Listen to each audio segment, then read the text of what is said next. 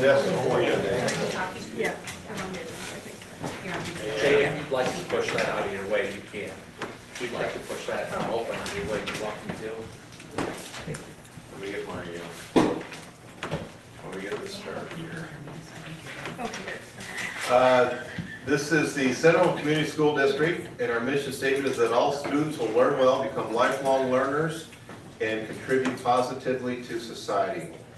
We're going to have two meetings tonight. The first one is a public hearing, and then the second one is our regular board meeting. So we're going to have our public FY25 proposed tax hearing and the regular board meeting. It's April 8th on 2024 at 5:30 p.m. in the Central Admin offices. We're going to start with the FY25 proposed tax hearing at 5:30. Call to order with a roll call, please. Berger. Here. Carter. Here. Catherine. Here. Johnson. Moore. Here. Thomas. Here. Wiskus. Here. I need to approve the agenda for the proposed tax meeting. So moved. We have a motion, a second to approve the agenda. All in favor signify by saying aye. Aye. Aye. All opposed, same sign. And the agenda is approved. Okay, I have an opening statement on the proposed tax information, and then we'll receive written comments and oral comments. This public hearing is required by law as a part of the district's certified budget. The notice provided to each resident shows the maximum total property taxes the district will adopt as part of the certified budget, which will be adopted at our next meeting on the 22nd of April. For those of you in attendance, thank you for being here and being part of the process. If you plan on speaking, please fill out the form on the table and hand it to the board secretary. We'll call upon you in the order in which you submit the form. Each speaker will have a maximum of 5 minutes to make their comments. Your comments will be considered as part of the district's final budget decisions. The board secretary is hereby directed to enter any written comments into the record of the public hearing. The board secretary will not make or keep a verbatim written transcript of verbal comments. As a reminder, board members are present to learn, or to listen, and to receive these comments. Board members will not engage in dialogue or respond to questions during this meeting, but may address issues that arise at a future board meeting. The district did not design the public notice that was mailed to residents by the county auditor. This form was designed by the state of Iowa. Budgets for the school district in Iowa are heavily regulated by the Iowa legislature. Each year, the legislature enacts a law that limits the per pupil spending called district cost per pupil. Districts are not allowed to exceed general fund expenditures that exceed the district cost per pupil. The Centerville School District budget is funded approximately by 25% from local property taxes, and the remaining 75% comes from state and federal sources. The 3-year trailing average increase to the district's budget is slightly less than 3% a year. In the same time, the consumer price index has increased by an average of 5.7% per year. In other words, the district spending has increased at a rate of approximately 1/2 of the increase of the rate of inflation. At this time, we will open the floor for public comment. In order, the forms are turned into the board secretary. Are there anybody willing to, at this point, submit written comments? Seeing none, no written comments. Is there anybody at this time who would like to make oral comments?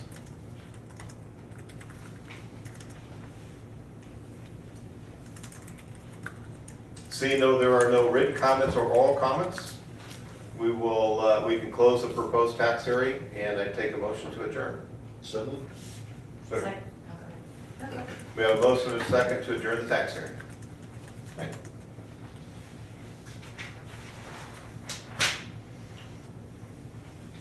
This time we'll enter into our regular board meeting. I'd like to call the regular board meeting to order with a roll call, please. Berger. Here. Carter. Here. Catherine. Here. Johnson is absent. Moore. Here. Thomas. Here. Wiskus. Here. We'd like to welcome visitors. I get a lot of reading, right? That's okay. We'd like to welcome our visitors here tonight. Thank you all for coming. There are several of you here, and we always appreciate visitors. We're going to open our public forum, and our guidelines for a public forum per board policy. We'd like to remind all speakers that while this is an open forum for any issues or praise or concern, the board does expect all speakers to maintain a civil tone and refrain from using profanity, raising their voices, or making statements that are threatening or harassing towards others. Any speaker who does create a disruption may be asked to leave the meeting. We also want to remind all speakers that comments that be made in the public forum are done so at the risk of the person making the comment, and that the district will not be responsible for any defamatory or potential defamatory statements which may be made about a particular person or persons. It is the board's practice not to engage or respond to speakers during the public comment session unless the topic, regardless of the topic or the concern. If the board wishes to further discuss and address an item or concern raised in the public comment, will do so by establishing an agenda at a future board meeting or delegating responsibility to the administration to address the issue. The district has a lot of lawyers, by the way, to read those. So. Anyways, that is the board statement for public forum, and I believe we have one. Jill? Jill Whistler would like to speak. Hi everyone. I'm Jill Whistler. I work at the high school here. I think I know most of you, or some of you are new to the board. So I'm the college and career transition coach. So I work with our counseling department at the high school and help students with any sort of plans, either college or career pathways after high school. And I had emailed Mark today, just inviting him to the college and career fair, and then I realized it was the school board meeting, so I figured I'd just stop by and invite you all in person. So this Wednesday at the high school from 8:30 to 2:30, we have over 65, I think 68 vendors coming to the high school to basically expose students to different career pathways or college opportunities within our state. Almost all of our businesses or organizations are local, so we have people represented from basically every single career pathway possible within our county and even local areas. So we're going to be having all of our students attend, and then also we're going to be able to be bringing students as well. So I just wanted to extend the invite if you guys have time and you want to stop by and see it and meet students and see the vendors and think them yourselves, you're more than welcome to attend. So. Yeah, of course. Yeah. Okay. Awesome. Sounds like it's going to be a really awesome event too. I hope so, yeah. It got way bigger than I thought it was going to be, but that's kind of great. So we have a lot of community support around it, so we're lucky. And I was trying to get logged in. What day is this again? Yeah, so it's this Wednesday. Sorry, I didn't tell you about it sooner. I just kind of thought like I should invite you all to. What's that? It's for the kids. It's for the kids, yes, Yeah. it's not for the community, but I figured since you guys are here. So this Wednesday, I mean, anywhere between 8:30 and 2:30, it will be in full swing, so. All right. Yeah. Perfect. So if you'd like to come, yeah. Thanks. Thank you so much. All right, thanks guys, bye. Does anybody else want to address the public forum?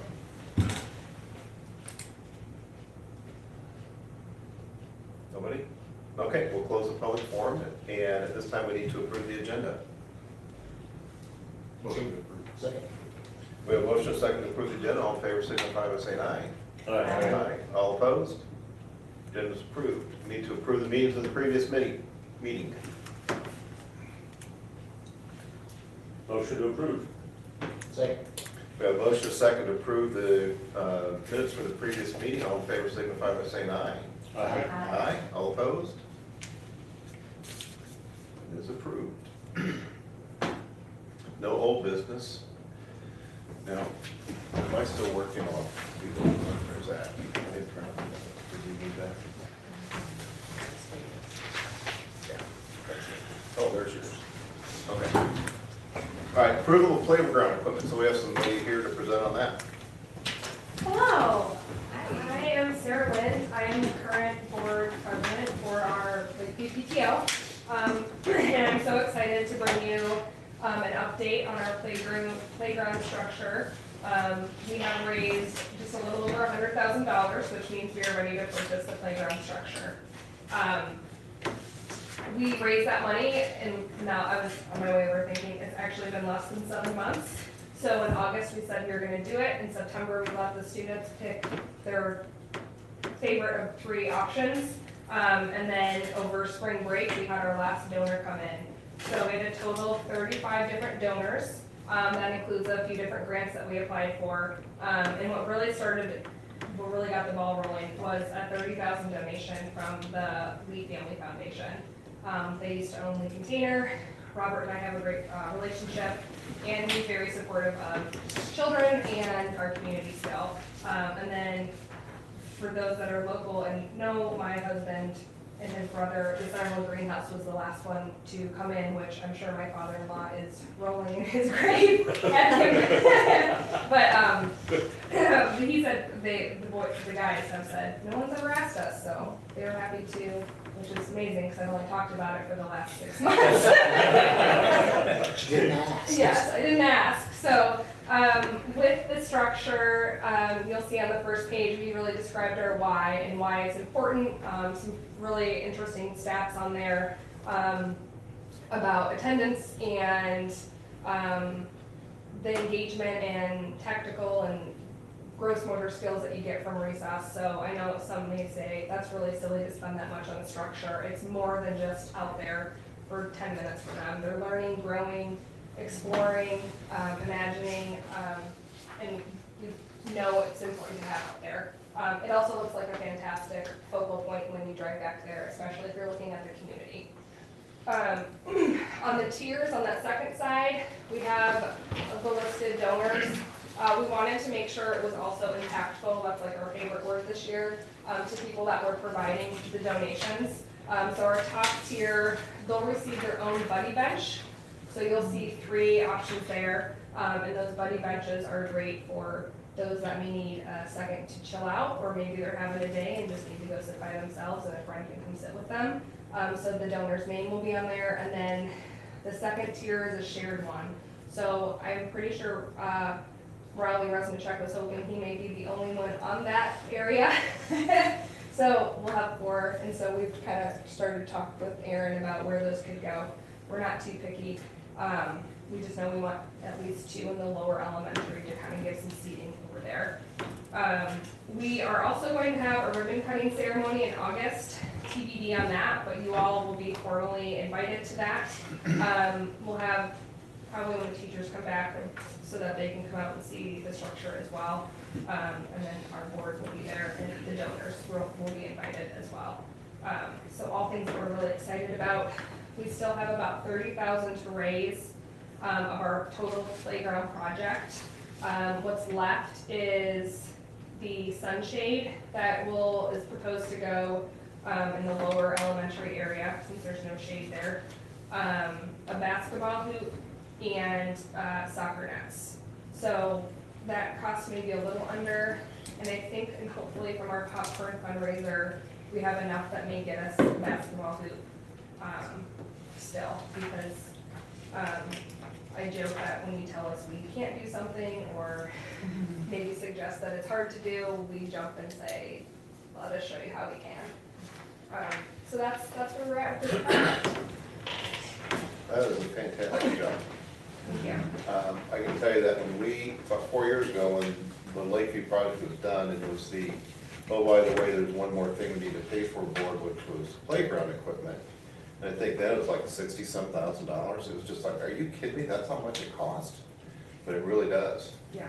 So for you guys to go out and raise that money and to add on what the board's already done, please, heartfelt thanks to everybody and awesome job on the leadership team have done. And please give me Robert's address if you want to send him just a thank you. Yeah, absolutely. Because that's pretty outstanding that they've done that. Yeah. Even after kind of selling the Legion community. So Yeah.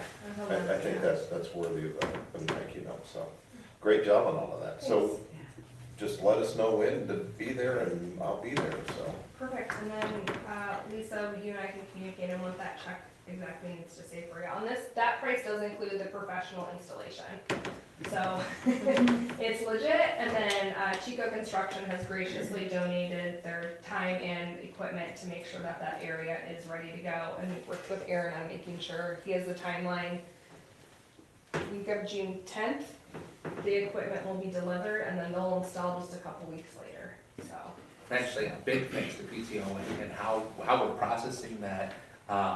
they're gonna write the check to the school, so the school is the purchaser, so that all of the like warranties and everything are warranted to the school district, so it's not like having to find somebody who maybe is doing something else at that point, so it's directly to the district that way, so I know that was really awesome, the willingness of the PTO to work it that way to make it work out well for us, so thank you for that too. Happy to. It's all hashtag for the kids. Is this for the upper elementary or lower elementary? This is for the upper, so the lower has a pretty still new one. I think that was put in when the, Expansion was done, yeah. yeah, so the older kids had a single slide, swings, that kind of witch's hat, and then some of that, maroon, not even maroon, faded, pinkish, like health equipment stuff. So the health equipment stuff got taken out this summer to prep for this. The witch's hat thing, when I taught there, it was called the spinning thing of death. Oh, yeah, That was the name for it, when I taught there. yeah, yeah. Yeah. So, yeah, that's any kind of that ninja inspired, so Yeah. this play structure has some of that ninja on it, and some covering, so it, so it hit all the little check boxes, I think, of the kids' interests, so. There was a way cheaper option of just ninja stuff, which almost won, but our kids have expensive taste too. I think the kids are super excited about this. Yeah, yeah, Charlie has talked about it a lot, and he's excited to be able to go on it, in our household too, so. What, how old is he now? He's in kindergarten. He's in kindergarten? Yeah, Okay. yeah, with Mrs. Halverson, so, yeah. It's been fun and we're excited to see it and we can look forward to a lot of videos and the structures going out because that's fun. And folks, I'll tell you, I mean, you know, we've talked at this, with this group as we've built our high school, that, you know, if it's good for the kids in Milwaukee, the kids in Centerville deserve it too, right? It's not often in a rural town with a high amount of poverty that you receive $100,000 donation from your PTO for this kind of project. I think the work that Sarah and Sheree have done to lead the charge on this, to make this happen in less than a year is just amazing. Yeah, I didn't know you went out and got these. My first thought was, that's a lot of cookies to bake. Oh, no, so Haley Kincaid will be the first to say, like, we're not just the bake your cookies group. Like, we're go after and do it and go, Yeah. so. And And Haley they did do. Yeah, we'll bake too, but, Haley Kincaid wrote some great grants too, Yeah. so we were able to do some local grants, some matching grants, and a lot of community support, so we are so grateful for the community to open their checkbooks, cause I know it's not easy to do. You know, and hopefully there's gonna be more community support as we get the new high school online and all that kind of stuff. Cause I also had a talk with you may know the individual, the president of the foundation. Yeah, System. Yeah. yeah, She's And, pretty good. yeah, I talked to her recently and I did not realize how much money they have Yeah. raised for scholarships and things. yeah, they're pretty. And so there's a lot of good things behind the scenes that are happening in the community to financially support the school district, and I think it's just, it's a good trend that we're on. We're telling the kids that you can be from Centerville and be a winner. And I think Yeah. that's what this does, is it raises that bar and it gives that culture of, this is a place where winners go to school. So, And I think that's awesome. Yeah, and we had some comments so on this popcorn fundraiser we did that just closed. Someone's like, well, can't everyone win? And I'm like, everyone is winning because they're actually getting a play structure. Yeah. So it's kind of switching the mindset of, oh, good, I get a prize right away, into, hey, you're making an impact for everyone. So those shirts we did this year were, everyone makes an impact. I'll share with you guys, for this next school year, our goal is to have a t-shirt for every student, every teacher, and every student, every teacher, every staff member, and every bus driver in Lakeview Elementary School. So it's pretty powerful when you pull up to the school and you see all the teachers wearing the same shirts as the kids. It's another thing of, hey, you belong here, it doesn't matter what's going on at home, but you're a good fit here. So those are just things that we really love to do. It's pretty Thank impressive. you. Well, very impressive. We've Well got a done. Great group of parents. You that pass are that along, excited. which Yes. is blown away. Every time I see something posted, I just, I believe it, but yet, No. I can't believe it. Yeah, That makes if sense. you don't know what Carol's talking about, I encourage you to go on Facebook and follow Lakeview PTO. Okay, I could talk for hours about it all, but thank you all so much. thank you for that, I appreciate it very Yeah, much. Yeah. I'll get through these things that Chuck should look like. Thanks, Sarah. I really appreciate it. Have a good night. You too. That's awesome. Oh, actually, we do So need. can I make the motion to Thank you. approve the purchase of the playground equipment? Second. Yes. Thank you. We have a motion second to approve. I'm glad you said that. I missed the approval part. You're not getting out of here without it. All right, so we have a motion second to approve the purchase of playground equipment as designed and fundraised by the Lakeview PTO. All in favor signify by saying aye. Aye. All opposed? Same sign, okay. So I'm gonna be slightly less cool. Sarah was really cool. I'm uncool because I have to tell you that items B and C, the OPA presentation has to be tabled because Emily, who was going to come with Belinda, got called away to something else and has asked to be pushed to the 22nd. And item C, the copier lease with Access Systems, our attorneys asked us to table that until they work out some last lease language. They got closer today, but didn't quite get there by the end of the day. So they're recommending that we wait until they've got a little longer to just nail a couple things down on that. Okay. We'll table, so tabled. Sorry to be less. Without objection, so tabled. Not sure what the Robert's Rule of Order on that, but. I probably should have done one at a time, I'm sorry. That's okay. I'm just saying, I guess from my point, Oh. so, Hang on, sorry, thought I had that No shut off. action taken. what's that? No action Yeah, taken. just without objection, so, So okay. do we need a formal motion to table these two? I'm just, that's why I said just without objection, so table. Okay. If that works for everybody. Okay. Whole business next week, it's gonna be fun. Okay, D, presentation acceptance of the FY '22 audit, which is on your table. Packet.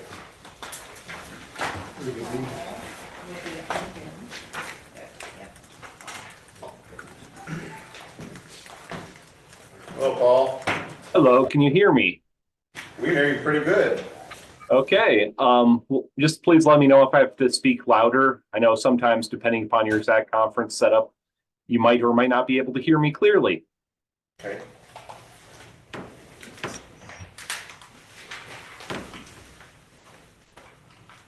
Let's see. I'm gonna switch this over. I think you guys can actually, instead of seeing me, you get to see the audit report then. Yep. I guess the first page we'll actually start on this here is actually page 45 of the audit report.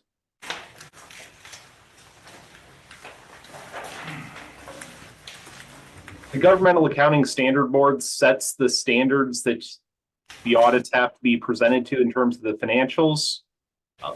This year, they had one of their standards went into effect. It was statement number 87 on leases, which in your case was primarily copier leases.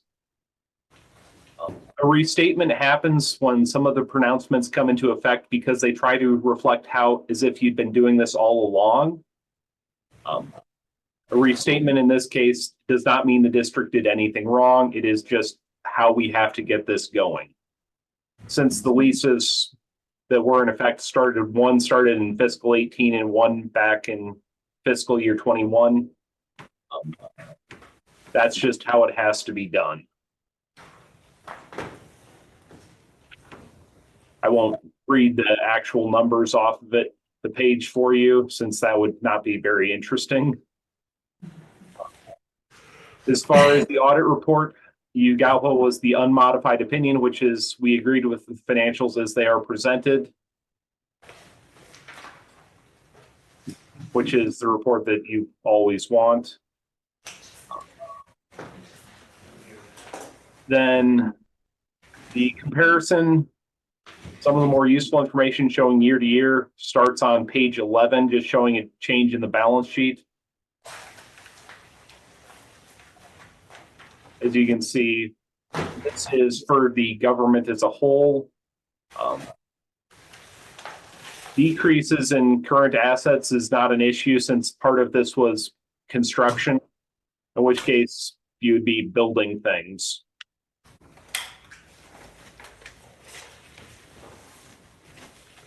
Let's see. No major changes here. As far as the income year to year, the biggest changes were federal grants and state grants, primarily ESSER in COVID-related items. That was a trend statewide. You'll gradually see that start to go down here over the next few years.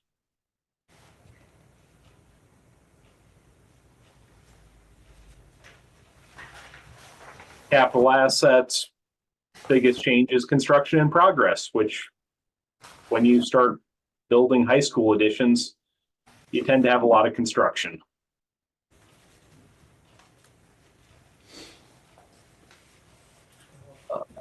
Debt tends to trend downwards over time, depending upon the exact timing of bond issuances.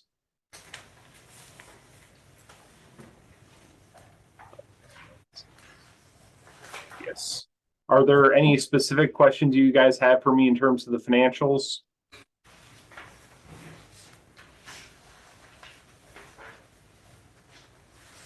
So for a 2023 audit, the construction progress is to be significantly more. That would be expected. Yeah. They're actually working on your 2023 field work right now, I know. Do you have any idea when that's gonna be ready? I do not at this time. When they finish the field work, it will be assigned to someone to actually type it. I'm not in charge of what order things are actually typed, so I can't give you an answer for that. Yeah, because some of the agencies we sold bond to are getting a little antsy for the bond covenants to have those audits sent to them.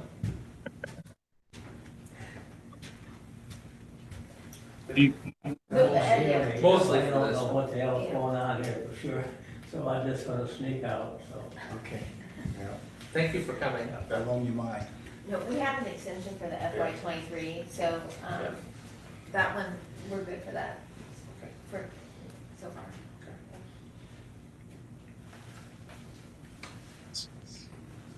Go ahead, I'm sorry.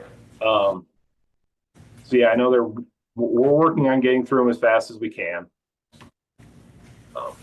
But yeah, construction, it tends to go in waves, since you're not Ankeny or one of those that gets to build a high school every year,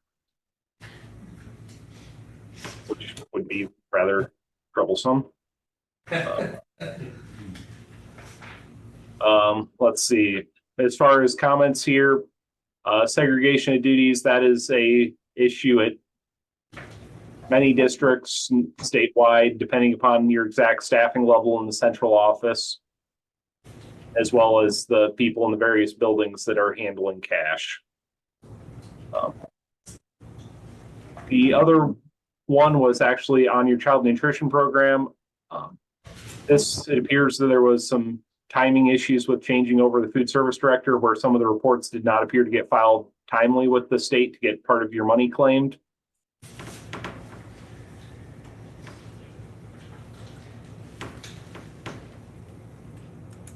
That would have been under the previous system. As far as other issues we noted during the audit, sales tax, that one also, the district is a tax exempt entity. That one is also fairly common for school districts to get some sales tax that they end up paying throughout the year. Related party transactions, none of them appear to represent a conflict of interest, but they do get disclosed as part of the audit report.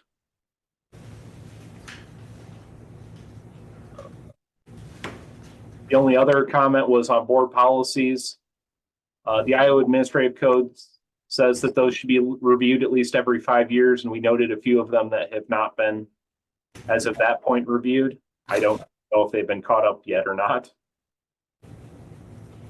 Policies? Yes. Yeah, stick around, we're gonna spend about an hour on them tonight. No, thank you, but thanks for offering. Good decision. I guess, are there any other questions then at this point, or?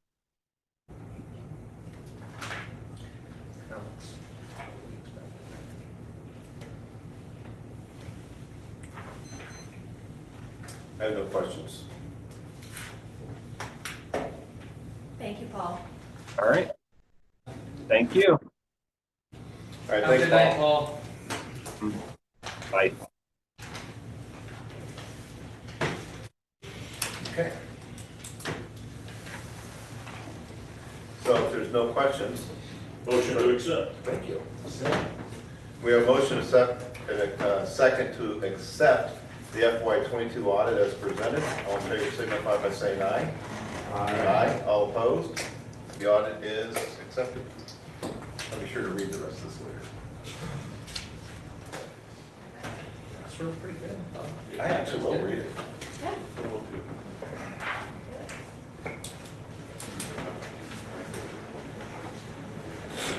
Next item is the approval of the resolution for the sale of surplus property at CHS. This is something that which our attorney was it, that we need to do this? Connor, okay. So we're working through the process of getting to do that sale at the end of the year to get the surplus stuff out prior to the wrecking ball.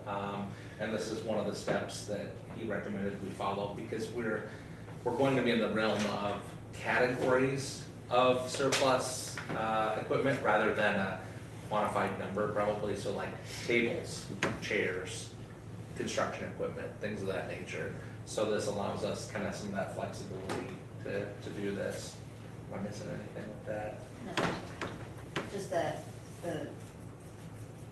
all of the things could be over 5,000, could be. The combined Yeah. value. So it's just safe to do it that And way. it's tough, because, you know, when you talk about pieces of a building, you know, how much does an old piece of trim account for? How much does an old brick really truly account for value-wise? So this just seems like the safest way to do it, to get it right. It's not very exciting, though. It's not. Sorry. Everybody, as I was reading the statement, says we have a lot of attorneys in our district. This is one of those. And he is worth his. He's good. He's a good guy. I like him. It's Yeah. just, there's a lot of things tonight that are all related to legal action, so, or legal review.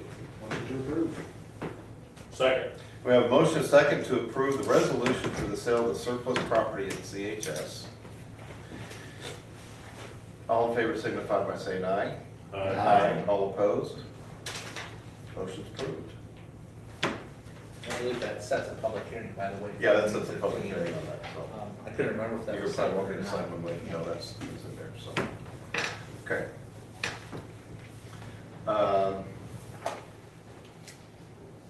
I know what everybody's been waiting for, is this one, the approval of the first reading of board policies 400. Mr. Taylor. Get out my different colored pen, ready to go here. I think we talked about maybe trying to go through policy by policy. I will tell you what I really tried to do, because I believe in letting you know what our policy was before to adapt it. So much of this policy was out of date. So on some of them, you'll see I just finally kind of gave up on that one and said, just cross the whole thing out, put the new one up top. Some of them you'll see, oh, this word crossed out, that word added. But it's just to try to kind of get the right words in to start with so that we can be, you know, legal and up to date on everything and to go from there. And I did also get them in order with what the exemplar does, so that when we get a reference on like when they do the policy review and they do your strikeouts and everything for you, it references the right code number. So do you want to just go code by code, or? Yeah, Mark and I talked about this yesterday. Do we go code by code or just go around the room and see what comments everybody has? You know what? Code by code's gonna be a long time. I know, Mhm. that's Yeah. what, Honestly, I looked it over, and from my perspective, I didn't see anything in there that I just felt we needed to move mountains Okay. and change.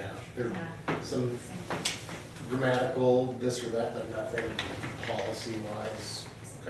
I'll tell you, the one thing that I forgot to talk to you guys about in my email, 403.2E1 is all highlighted in the copy that you've got. That should actually, as we've kind of talked through it, and that's workman's comp, what you do if you have an injury. It's super easy now, it's call this phone number. So E1 could be all struck through. Or I could do policy, if an employee's injured on the job, call this phone number. What would the board prefer for that? We can do either one, It's not but, policy.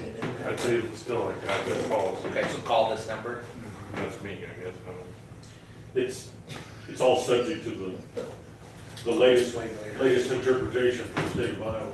Right, right. Doesn't matter what your policy says. I'll cross this out and put that in then, just to, cause that's fair. I mean, to have something there that just says, here's what you do. See what I have I guess a general, and it, you kind of thought of it when we go looking through 400 policies, but I think just in general, do we have anything, I know there's individual policies where employees are required to read and sign off what they've read and understood. Do we have that as a general for all board policies, where each employee has to sign off that they read and understood the No, board because they're policy? still enforceable on them, even without, if that's, I mean, for a matter of enforcement. So if a board policy is board policy, it applies to all employees, and that's one of the standards that for Iowa teaching standards, that you have to adhere to all board policies and things of that nature. This year, actually technically last year, they now have to sign off on certain child abuse awareness items when they get their contract as well. That was a new thing, that you're supposed to present it with your contract people. I do have a couple of things. Okay. 401.7 travel, employee travel compensation. In that policy, it says that for travel outside the district, that you can approve employees to travel outside the district. Okay. But for you to travel outside the district, I had to approve that. Yeah. So is there a way that we can put in this, that I can give you a blanket travel authority to travel to superintendent meetings, because you're going to those all the time. Yeah. And I don't think it's reasonable that you call, hey Kevin, can I go to the superintendent's meeting? I think that's more, yeah, I mean, yes, we could just call that blanket, because we've got that for, well, we could have that if they continue to do any of the, like, curriculum groups or anything like that, if we wanted to have that, if they were gonna meet in person, so. What I don't want you to get caught into is some sort of accident type thing. Yeah, And it comes back on board policy, well, did you have, because we're going through that with some other things, but did you have specific permission to travel outside the district for board policy? yeah, And I don't want that to be some sort of, we could just put a line there that says, you know, yeah, conference, and, because we do the Yeah. SEC meetings, conference and, yeah. That's just, AEA, you don't need permission, but if you're gonna go out overnight or something like that. But I think that's a burdensome Yeah, expectation on you to Yeah, ask me that's permission fair. all the time. yeah, that's very fair. You know, there may be a way to just word that in there. Yeah. What number is Like that? normal, it's 401.7, page 21. Yeah. Permanent permission for Yeah. superintendent meetings. Or permission when you're traveling outside the district overnight. You know, because at that point, it's a, you know, you're probably going from the district or something, and it's travel expenses, it's hotel expenses, if that's kind of thing of the auditor type thing. Well, and I think it's a check and balance, right? Because Yeah. what you don't wanna have is a scenario where you've got a superintendent who's saying, I'm going to Vegas next week, and the week after I'm going to Florida. Yeah, but you go to Yeah. AA meetings, and Yeah. you're going all, and that, Yeah. that should, I mean, if I can't trust you, the board can. Well, that would be a problem. To go to those meetings, and that is, yeah, so I would just like to reword. Yeah, that makes perfect sense. Let me play around with that and different words that I can use for that. Then on, 401.15, activity passes for school personnel. So school personnel may earn an activity pass. How do they earn it? So they have to work, and Julie just left, but they have to work so many times over the ones that are required to. Does that need to be in here? Um, Because it says they can earn it, but it doesn't say how they can I earn think it. we have that in the employee handbook, so I think Okay. this references employee handbook somewhere. Let me see how that. And it's 3, it used to be 3. That sounds right. Yeah. For the, I think okay. okay. Two words. So the second paragraph, that's what means the requirements specified in the employee handbook. Yeah. That's how. I think that's, because then it references one document that's updated more frequently than that way. And then in 403. Well, okay, there'll be, moving forward, and maybe we had to really re-update it at the beginning of the year, but the plan is for that to be updated frequently. 403.2E1. I did not write the page. E1, you said? Yeah. So in there, it specifically mentions Kathy Lang. Oh, yeah, that's the old policy there. Okay. It's when it was. Should we just- not Call it- doctor, and then, kind of like Yeah. we, at the beginning of the year, we appoint the Right, attorney and all, we do that. That way, if Kathy retires, we don't have to change our Is that the policy. workman's comp? yeah, Because and we're- so, we so didn't we have actually have an that at all. on-call nurse Okay. that we use, right? Okay. So it's, I mean, essentially we just say, if you're injured on the job, call the on-call nurse at this number, and then they'll instruct you where to go. I think we've been trying to take some of those names out and do that by board appointment. Yeah, and actually, I think that, pretty much that whole thing is struck, just to put in that one line of calling on-call nurse, because that's through, EMC. thank you. And then the other thing is 403.6, same thing with Mike Kincaid. It mentions him for the testing. 3.6. Could we do that the same thing like we appoint other people each year? Yeah, where is he in there? 403.6. And I'm really glad that it said that, because I think this is one I had to steal from another district, because the exemplar didn't read right. So I'm glad I remembered to change the name. Golly, where is that? I can maybe go back and find it for what page it's on, but it just references Mike. We could put, Because transportation director or appointment. Yeah. That'd be fine. yeah, There it is, I see it. that way, if there's a personnel change, we don't have to change board policy. That's good. Okay. Contact person. That's all I had in my trusty notes. Well, that's not too bad. Anybody else? I think I was meticulous enough to get numbers right, so I think we're good on that. Obviously, the table of contents is a disaster, so ignore that, and Kate will fix that for us when we get there. So, all these pages about bullying and harassment have all been, I mean, is there like a new? So that's in our 100 series. Okay. We updated that October of 2022. So what the district had in place was basically the same language in the student series, the staff series, and maybe the administration series too, I can't remember for sure. And what IASB, we paid for the School Board Association to do a review of our policies last year, and their recommendation was to have it in one location and update it in that one location, and they really, their exemplar puts it in the 100 series, so. Okay. This just, it eliminates redundancy that might confuse people. Makes sense. Definitely does not eliminate the anti-bullying and harassment policy, though, we like that policy. So is it basically it's? It's pretty similar to this, I had to update a couple things, because they added some words to it, Okay, and I can go back and look at that. but it's pretty much this. Okay. Anything else on the policy? It's first reading. Seeing none, do we have a motion to approve? I make a motion to approve. Second. We have a motion and a second to approve the first reading board policy series 400 with comments noted to the superintendent. All in favor, signify by saying aye. Aye, all opposed? Thank you very much. Thank you. All right, item G, discussion of the 2023-2024 budget amendment and approve to set the public hearing date for May 13th at 5:30 PM. So the only category that I'm asking to increase is instruction, and that's because of the early retirement that we decided to do. I didn't know that we were gonna do that in Yep. April of the previous year, so, that's.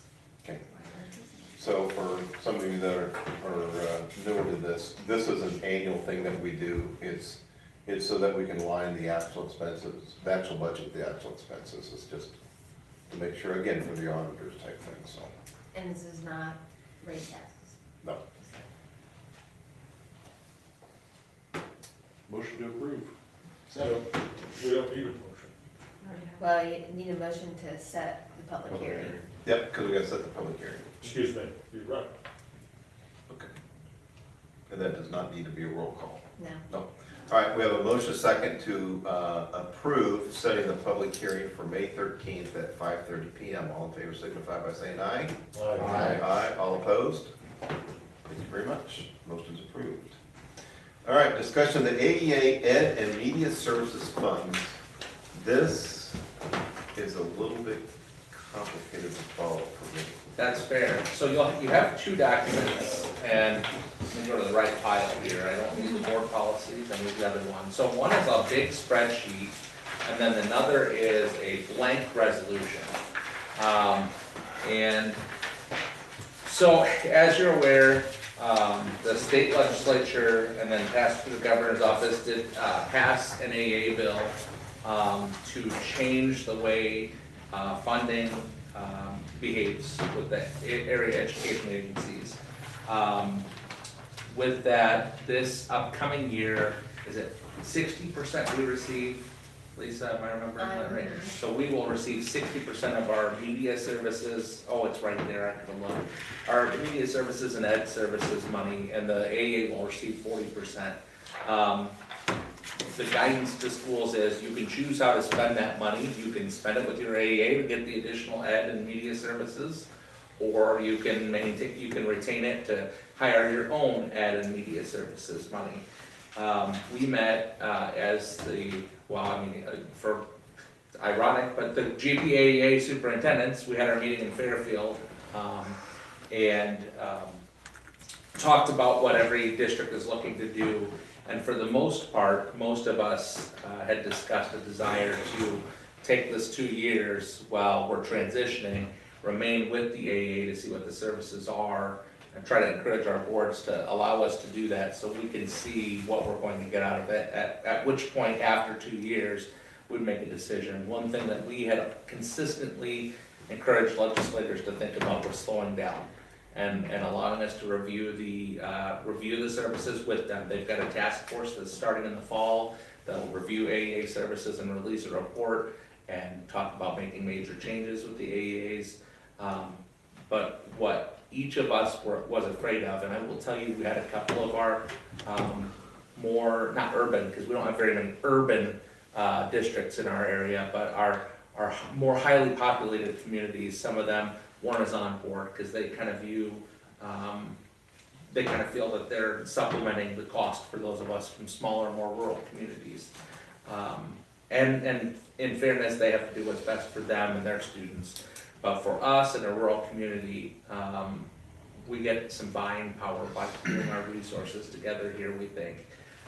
There's a lot of transparency rules that are in place for the AEAs in this time where they're gonna have to tell us what services we're receiving and what the value of those services would be if we're getting what we are putting into it. You can see on this spreadsheet, this came from John Parker at the Department of Management. He's the guy who's like the everything finance guru. He actually does the budget process. He's the person who runs that for us. This came to us in my superintendent meeting. I'll talk a little bit about the middle column, which is the teacher salary supplement district costs. For our purposes, the last two columns there are the ones that apply to us. And I gave you everybody, so you can kind of compare to where we line up with other schools. So we received, and I guess I didn't cut it off on this one, it looks like, we will receive $50,863 in media services and $55,918 in educational services. Nathan Wood is our AEP for Fairleigh. He said they'll put together a list of services that the 40% buys, and then the list of services that you get with the full 100%. One of the services that is going to be in the full 100% is paying for our fast bridge testing. So I'll admit, I've run a district for 2 years now, and I didn't even realize that the AA was the one paying for our fast bridge. I thought it was the state, but it's actually the AA that pays for that, to the tune of about, I think it's 80 cents per kid. So I mean, it's not a huge amount of money, but it's just a cost that'll come on to districts. They have a number of contracts like that they'll start to to roll out to the districts that are opting out of their services to say, well, that's on you to cover for your district now, because, you know, we don't have the money to pay for you. Still waiting to find out how, our power school will work with this, because technically you're supposed to only be able to receive services from one AEA. So the chiefs of the AEAs have discussed, you know, here's a service we provide to people around the state, here's a service you provide.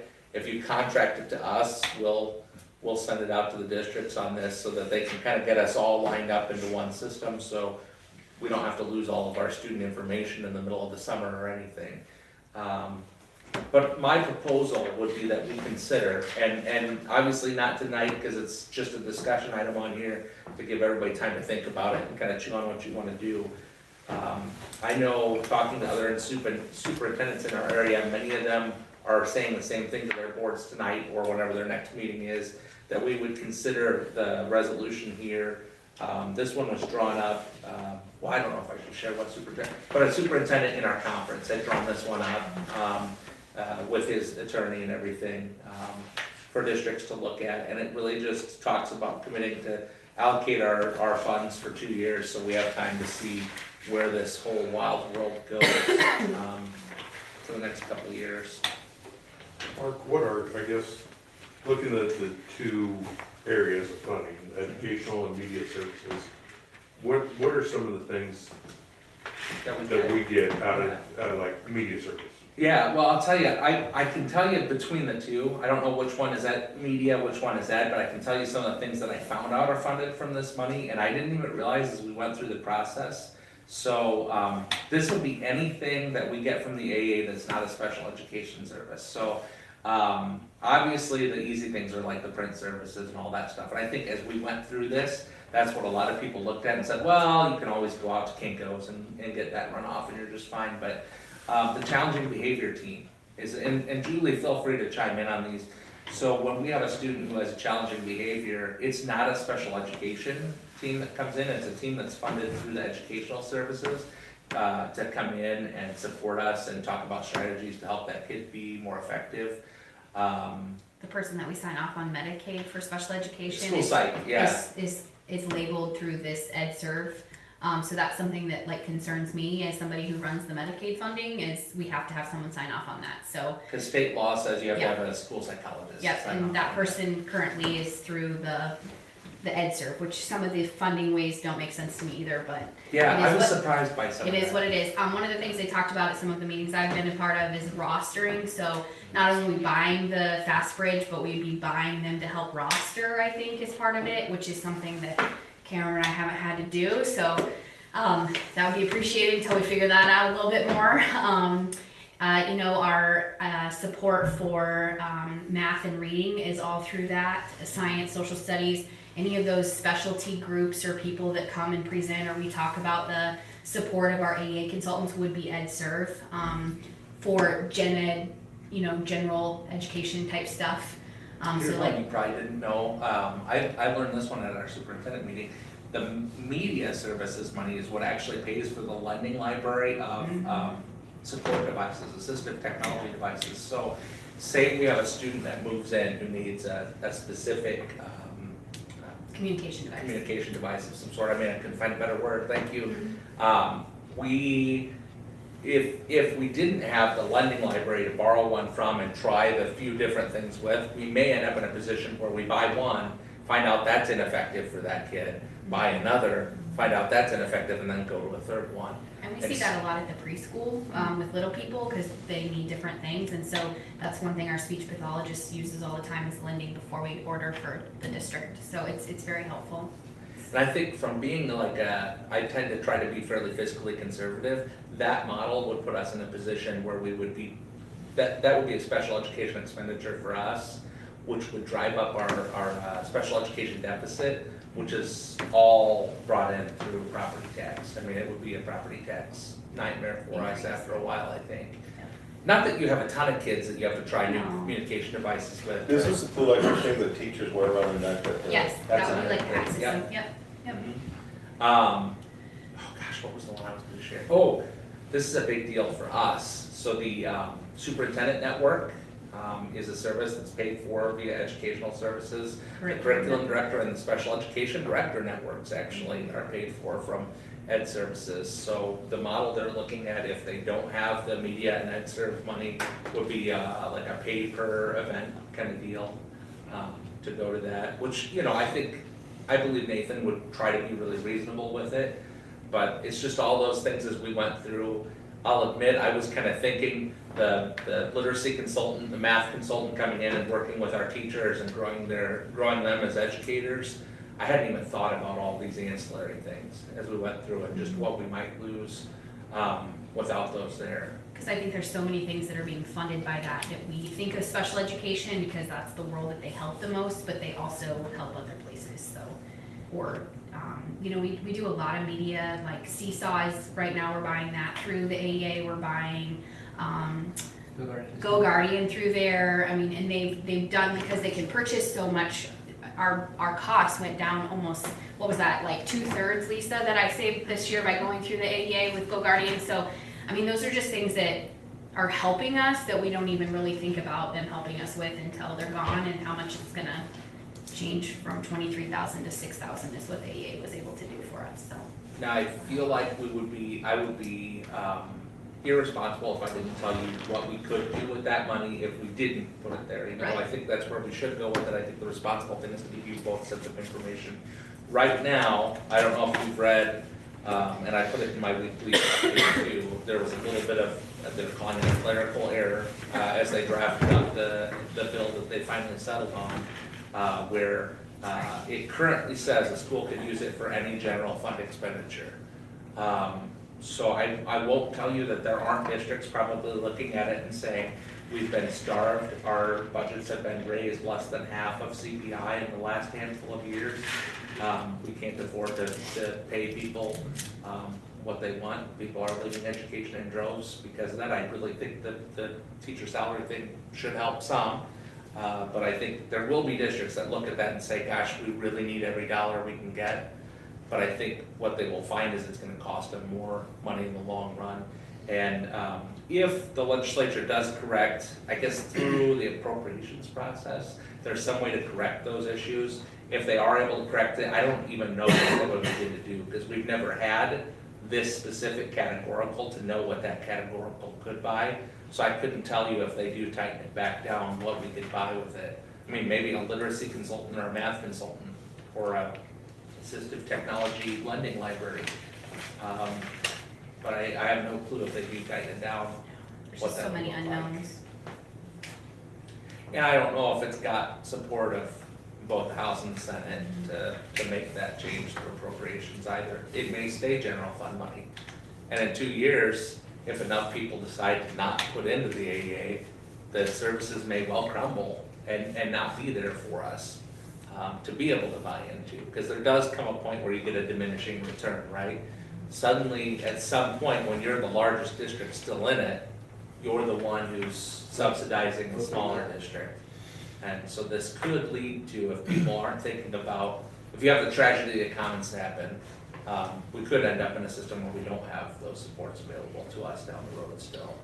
But it gives us some time to plan and look for new options. Yeah, and Nathan is being very transparent with us about what they're looking to do, and you know, they have offered a contract to all of their people for next year. They're going to spend their, just like a school district, they can run over an unspent balance year over year. They're actually gonna spend their unspent balance way down to maintain staffing levels as much as possible, to try to provide the best services, because they're kind of auditioning, right?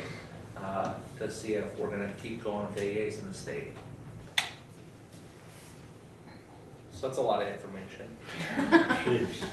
This is a great case of the state government pushing the decision to the local level. Well, and just for- maybe I mean, it is good to have a little bit of home rule, but then with that comes the pressure of the decision on the local level. They made the decision and they're putting it on the districts to try to beat the bad guy and trying to figure things out that they have a clue about. But, I mean, you look at it in the grand scheme of things, $100,000, even if you went to general, in my opinion, even if you just put that into general fund, grand scheme of our budget, that's not gonna get us a whole lot. So, I mean, I have number one, I'm gonna take your recommendation on this, and I have zero issue allowing that for 2 years.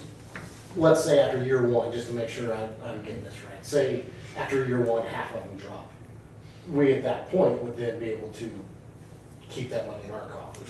I would think we'd be able to. I mean, Or it is says that- that we commit is to that it, we because I said don't that it's know if gone, we or- resolve, if we can come back and renege on that. I think that's something I'd want to find out before we made that decision. Yeah. Because I don't want to put it on the table and then. I'll admit, this is a little bit like a game of chicken, right? Right. So like, who's gonna blink first, who's gonna swerve first, or whatever it is. I've never played chicken, so I don't really know how it works. I'm too scared of that kind of thing, but, Swerve to the right, swerve to the right. rules of the road. Okay, that's, I'm probably still just not gonna play it. That's the safest to me. You're probably not going to Vegas either. I'm not going to Vegas, no, I'm pretty careful. So I don't know, I see what you're saying, and I think maybe to have a, maybe we maybe we put something in that says like, if 50% of districts are backed out, then we Right. would reserve the right to do that. I don't know how binding a resolution truly is in that case. I don't know that it's ever come up that Well, I've seen a they're district need to making back up the out. rules in Des Moines, they can just make the rules up instead of. Well, that seems like there is some of that going on. And it's, the thing of it is, there's more than likely going to be a vacuum. You know, there won't be anyone to provide services, and then that vacuum will, you know, Yeah, will be taken care of, but it's basically privatizing. that's All what that stuff. will probably happen. That's kind of the way it's going. And- Yeah. And quite honestly, from my perspective, AEA got pretty top-heavy, probably in the last 10 years. And I think that's gotten called out quite a bit I through this think that's, process. I think that's what happened. And I would imagine that'll probably be something that comes out of the task force is ways to structure that differently. I can't imagine that won't be one of the items. And it's tough, you know, because the services are really good. And I think the accountability for transparency is gonna be really important. I think we're gonna see some benefit from knowing exactly what we're paying for. When you think about the fact that, gosh, I didn't even realize they were the ones paying for our fast branch. I really like to look at minutia of financial details, so that's a little bit frightening that wasn't the case, and there's something definitely to that. So are you going to get, or are we going to get basically something from you or something from AEA saying, hey, this is exactly what you're getting? They're supposed to, I think it's quarterly, but I'll find out how often. We're gonna get a report from them, and I'll bring it to this board, because I think we need to look at it as a team to know if we're getting what we're paying You know, for. I can see some historical like that too. Yeah. So that's the problem, and I think that's, you know, one of the things, I went to the meeting with the governor in Oskaloosa on this, and that was one of the items that was brought up, was they're really, you know, it's difficult, the AAA doesn't really have a good mechanism to tell you what you're paying for with this. So I think through this, the emphasis on the accountability piece has been put in place there. And I think there's always, as soon as you start holding people accountable for something, it's a good thing, right? What gets measured gets done, and I think we will see a benefit from that. But I think it's gonna take a couple years for it to truly take the form that it's gonna take. It'll take next year as we go through the task force process, and then the year after for the staffing to change accordingly. I think it's gonna put a lot of pressure on our financial people here. Like, you don't have enough to do now. It's gonna be a lot more that you guys are gonna have to do. Well, I think Julie more than anybody, to be honest with you. Administration and that too. And I think the instructional coaches to some degree, I mean, if, you know, we built a plan for if this all went a different direction and it just didn't exist. And it wasn't pretty, there's a significant amount of reporting that gets kind of added on people, there's less services. I think the work that Kate Cash does for our teachers is probably worth $100,000 in and of itself. Our math instruction has grown leaps and bounds from the work that she's been doing to help grow what's happening specifically in our high school math, and to change the pathways through high school math for next year. So I think what's our other gal, the Amanda legacy Evans. one, thank you, man, I forget her name all the time. She's another fantastic resource for us that, I went down into Julie's office for a meeting with the coaches and her on, was that Friday? And just to hear the way that we're talking about revamping our PLC process with our teachers and the leadership that she was giving our coaches and the guidance on how to make our PLC process more student-oriented and less solving issues oriented, it's more about how do we help individual students, which in turn solves issues. So that was Amber Reed, I should give her credit.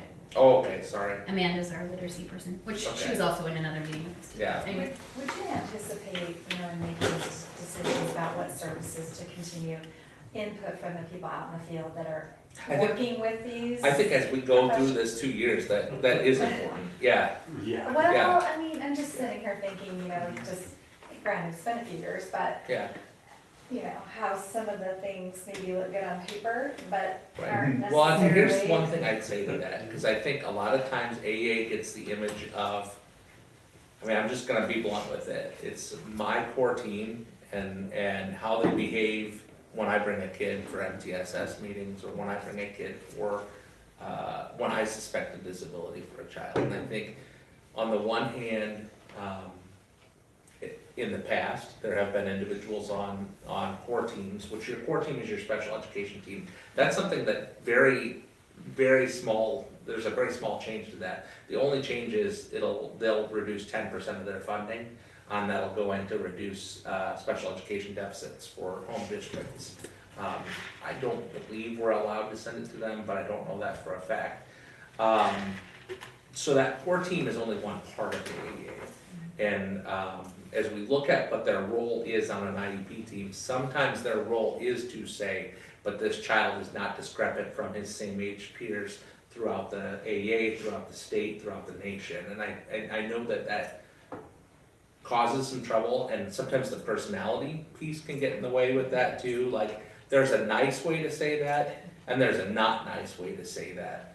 But I think when you look at the fact that in some ways, an IEP can look like a blank check to people. Sometimes they can say, we're gonna add a one-on-one associate, and we're gonna pay $20,000 now on this in additional special ed deficit. But there's somebody who can help provide a procedural safeguard for, not only for the taxpayers, but also for that child, so that we're not putting them in a position to where they're receiving services that would make them less independent in the long run. So I do get what you're saying. Yes, I think we do want that feedback, but I think we have to recognize that sometimes I'm gonna be mad at my AEA team because they didn't let me have what I wanted. And pulling that out of that equation, I think is tough, because there's a lot of emotions when you're in something that's that heightened. But I think we really have to look at the whole picture with that. So yes, that's a long answer to yes. I wasn't even going there, Okay, but that's all right, that's for another That was- maybe private conversation. yeah, no, I'm sorry, I didn't No, mean to that's go okay. off track. That's all right. No, I agree, I think there's definitely times that some of those services aren't as effective as we want. And what I would say this does do for us is it gives us the opportunity, because districts are able to say we're pulling out at any given time, there is some accountability for, you know, we're buying a service from you, we expect that service to be good.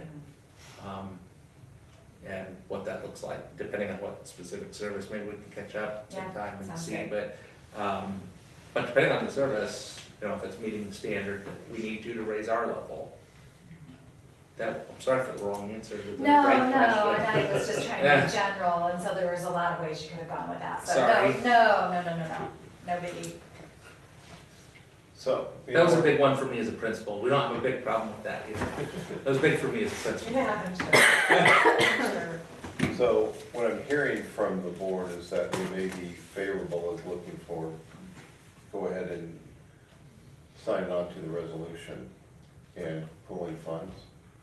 I think that right now, I'm favorable, but I wanna see more information on what they're providing us. Yeah, we don't, I mean, it sounds like a blank check right now. Yeah, I'm not ready to sign a blank check. I think, Would it be okay if Nathan would be available to come speak at our next meeting? even if it were Zoom, because I think he's got a lot of those offers going on right now. Do they cost out, like, for the AEA, if we're gonna send, person X that provides service Y to your district, that cost for that day is $157? That's what's coming for the a la carte districts, is what we're told. I think they're working on that. They don't have that necessarily. But the thing that I'm excited about is all 9 chiefs are working together, so it's not gonna matter, hopefully, whether you work in GPAA district or Heartland, because that's some of the inequity, I think, too, is that some places serve differently, and so they're working together to kind of serve more unified, would you say? Yeah, and actually, I was kind of excited because Nathan had talked about a few things that they do in different areas that maybe they wanted to bring in here, and I'm hopeful that some of that works out. Yeah. Some of it may go with our work on the high reliability, right, that we want to do. I don't wanna pick on anybody in the medical profession, I've just spent a lot of money there in the last 3 months. And all the procedures I've had to have done. But you go into the hospital and it's, in my case, it was by ambulance, but it was just, I had no idea how much things was gonna cost. You don't know until you get the bill. And that's, I think, one thing that you kind of hear about healthcare is you never know how much anything is gonna cost until it comes. And that's what the AEA is. Yeah. They're billing like a healthcare service, you just don't know what it's gonna be until you get the bill. This is, to me, this is nerve wracking, but exciting, because for a long time, and I think a lot of us have said, you know, for a long time, as a board, we didn't have a lot of local control. Right. Here we do, they're giving us local control, but it's with a lot of question marks. But we have to do our due diligence now to say, hey, this is what works for our district. So then what I'm hearing from the board, the guidance to Mark is, we want more information before we sign up for anything. Yeah. Got the So I will ask for more information to come in. I may email some in the meantime if I get anything.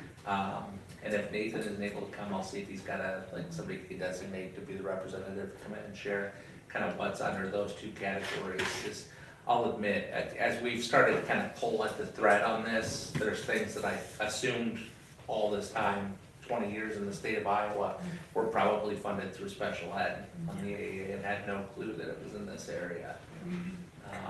So I'll ask if we can get somebody in here to do that. That'd be really good.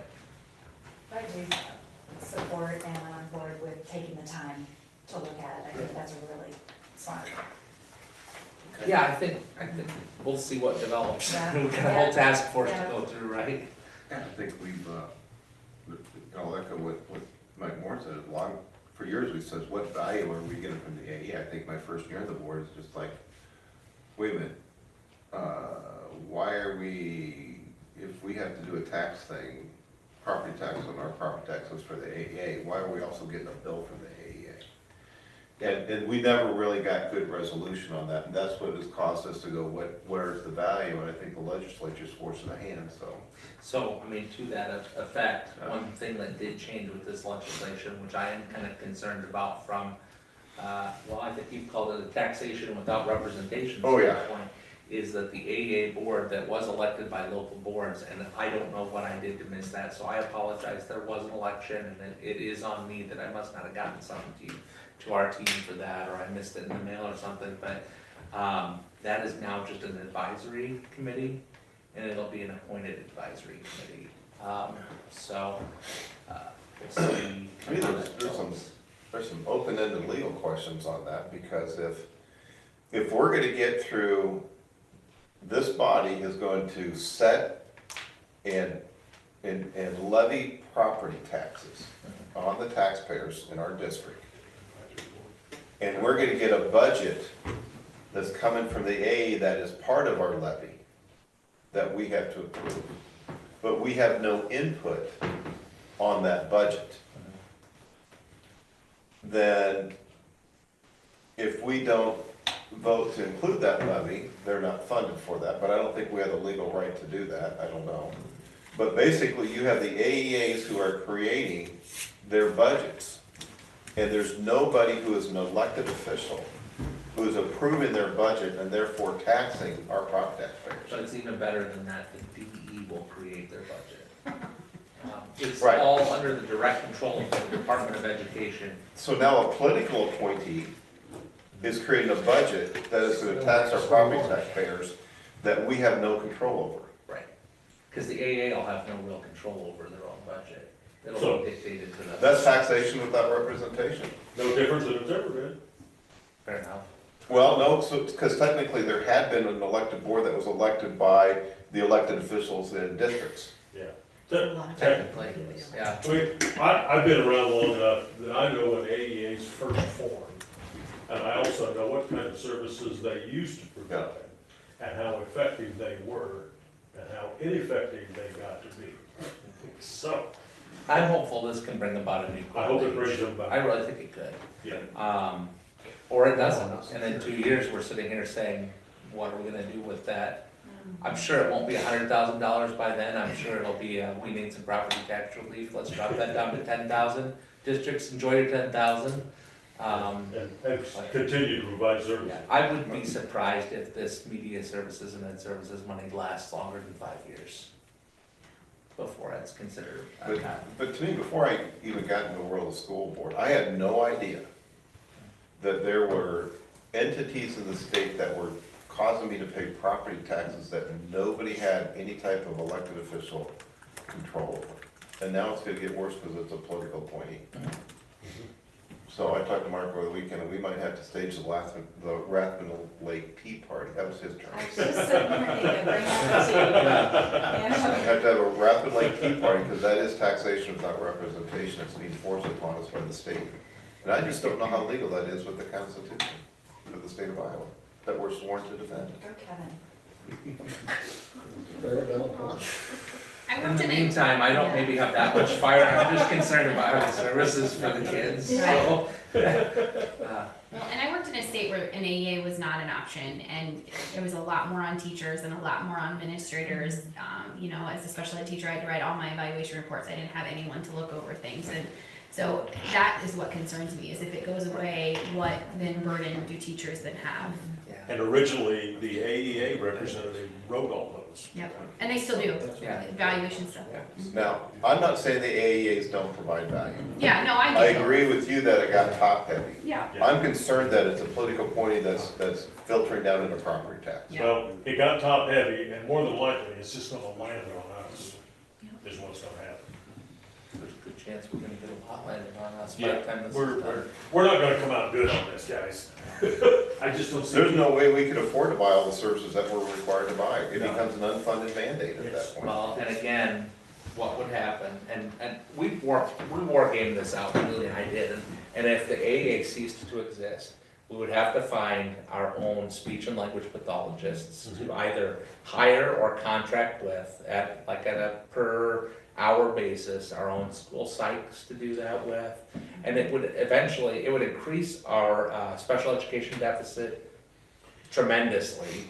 And that just be, it'd be local property tax, we would be local property tax. We'd have to be two But we can't employees.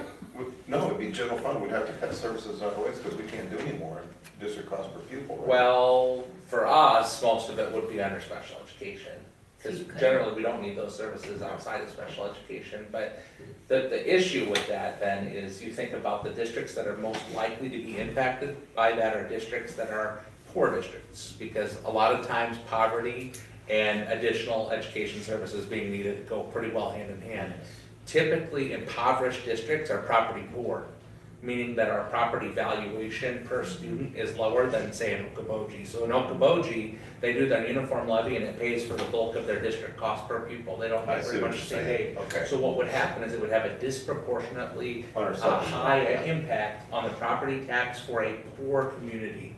So a community like ours would have a disproportionately high. Because it's a supplement on property top tax. of uniform levy, is Yep, what you're it saying. would Okay, completely I agree with eliminate, that. we've got a funding equity formula in Iowa that it would completely make inequitable. So the lower two tier counties of Iowa really have it tough. So, I don't know how They many don't have times, good farmland, as good as northern. I've learned this recently, when the AEA bill first came in 50 years ago or so, the Des Moines School District was exempt from it, and they got all their money directly because they were big enough and had enough political pull in the legislature to get all that money directly, and they never had to participate in the AA because they had enough population and demand where they could just get their own services. So that's the concern where some of these bigger districts are in the, yeah, we'll take our money and do it ourselves. And around here, what's the biggest district in the AA? It's Atumwa. So, you know, if they decided to do service on their own, I don't know if they can afford it or not. But if a couple of certain districts would decide to take all their AA money and do their own services, well, how would you, if you can kind of sort of pay for your own, but you have some excess capacity, what would you do? There's potential that and I'm not saying Atumwa's gonna do this, but if I'm in Des Moines, I'm gonna think about doing this, is I may be able to contract some like shared services and say, hey, I'm going to, you know, if Centerville could get somebody hired, it's just like, we're gonna contract with, we're gonna provide the service for maybe Moravia, Molten Seymour, and so forth. Provide you 20% of their time for 30% of their salary. Exactly. And this is something that has been bandied about, not there necessarily, but other places. But that's the issue, Des Moines. I mean, the population and the opportunity for having those kinds of individuals in the community Yeah. exists. Yeah. Do we have that here? No. We don't have the population density to do it. Yeah, we have. So it's a tough issue. And again, it's like, yes, we have home rule on something. We get to make a decision. This is great. Oh crud, this is a decision that could have really long lasting impacts. So I'll get some more information from Nathan. At the very least, I'll get information, but I'm gonna see if I can't get him to at least zoom in with us to kind of share his take on that on the 22nd. Would it, I guess I can't really, would it be okay, kind of just, would anybody oppose putting it as an approval item, but having somebody present prior to the board deciding whether to approve on the 22nd? Because they really need to plan their budget for next year. If we're ready to approve it, we would. Right, and if you end up tabling it, you end up tabling it, it We is think what we it have to is. table it, then we can. But at least if it's listed as approval, you have the opportunity to do that I guess if you choose. kind of look forward, and right now, I'm in support of this, but let's say we sign this 2-year thing, Mhm. or even, you know, if it has a 1-year clause or whatever. Sure. And the 2 biggest districts in our AEA pull out. Mhm. To What's that me, do? What's that do for what services Mhm. we are getting per the contract that we signed, giving them our money? Yeah. Well, the contract's a two-way deal. That they have to provide the services for 2 years if we sign. Well, but if all of a sudden their 2 biggest districts pull out, then they don't have that funding. But they've signed a contract, I right? know, but But what happens? wait, you know how that's gonna work. Well, I mean, we're gonna get short. so I Yeah, mean, that's, I think, I don't wanna speak out of turn and say this, but I'm not gonna say any districts in specific here, but I think Nathan has probably built his budget planning on a few districts not participating, so that then he can maybe under-promise, over-deliver. I think we are encouraging him to think that way, and he's taking a real sober look at it and saying, $100,000, a lot of people are gonna look at that and say, I'm dying here. And when I talked during my report about teacher salary supplement, and how little they truly gave us to meet the needs of our teachers, I think people will look at that, and that's gonna be a concern for them. Well, I think that's where we need to know what we're getting for our dollar. Yeah. That's, And it's kind of weird that mechanism wasn't in there before. Yeah. Like, that's really not a great thing. the more I'm looking at this and hearing multiple sides, I don't know, it's NFL free agency, man. Yeah. Can we do a 1-year option? Yeah. I'm being serious with that, if it goes through the first year. Incentive laden deal. And not necessarily that, but Yeah. if we find out that it's, again, if we get in 1 year and then half of them drop out, and we're stuck giving $100,000 with 3 districts, are we really gonna get, Yeah. to your point, yeah, it's a contract, but then to Mike's point, it's, well, what are they gonna do? yeah, they're gonna say they can't fund it, and go on. Well, so the good thing is there are some things that are statutorily required to be provided by the AEA. And regardless of how much money they have, they're statutorily required to provide those things. Those are pretty basic services though. I mean, that's not, if that's all we got in the next 2 years, my recommendation would be to pull the money out right away and just stick it into the salaries and call it a day. I would imagine after our conversation at the superintendent meeting with Nathan, kind of sharing his preliminary plans, I think we'll get significantly more than that. He's talked about having some individual meetings with groups of superintendents. I told him I'm pretty interested in being involved in that, because I really want to see, I do view myself as somebody who's gonna be in this for a while longer still in my career, so I'd like to see if we're rebuilding a system, let's build it in the way that, you know, I wanna be bought into, so that we know that we've got the services that we need to run schools effectively. I think the most important thing that they do is those, where you get groups of people together, the curriculum director network, sped director network, and I think we talked even about, do we expand that? Is that something that we take, maybe we don't need to do quite as many van deliveries, because I'm not so sure that I don't know that the library services are used as much as they were at one point. And if we did a few less van deliveries and a few more groups, I don't know, the band director network, the shop teacher network, I mean, these are people that we don't provide good professional development for, because when they're a singleton, it's tough to really collaborate with other people in your field. But if the AA could take on, let's get those groups of people together, that'd be a good tool for us to use, and a definite great use of public funds for ed services. And I think he's trying to think outside the box like that. What can we do that would be a real value add? Nathan kind of came into it in a weird spot, because this was his first year as our chief, and he had a lot of these big ideas going into it, and has spent the bulk of his first year cleaning up the funnel a little bit. So, really like the You guys have a guy. lot in common. Really like the guy. So, Sounds like when my dad told me to clean out the chicken house. yeah, he's doing a little bit of that, I think, and I think he's gonna do great things for that organization, and in some way, I think as the superintendent's, have you seen that scene, I am Spartacus, no, I am Spartacus? It's kind of like this in the superintendent meeting, when it was, you know what, Nathan, we want to get behind you and the vision that you've got for your organization, and we really believe that you have a great plan for providing us with services.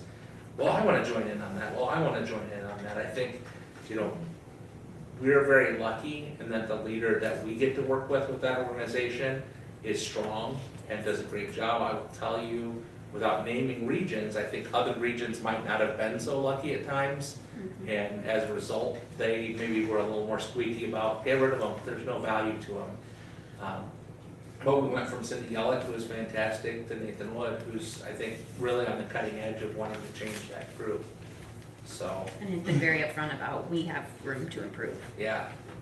and wants to do that the right way. All right, so I think the guidance back to you from the board is one more information. Okay. All right. Next item is approve the personnel business procedures. There's a few extras on the table.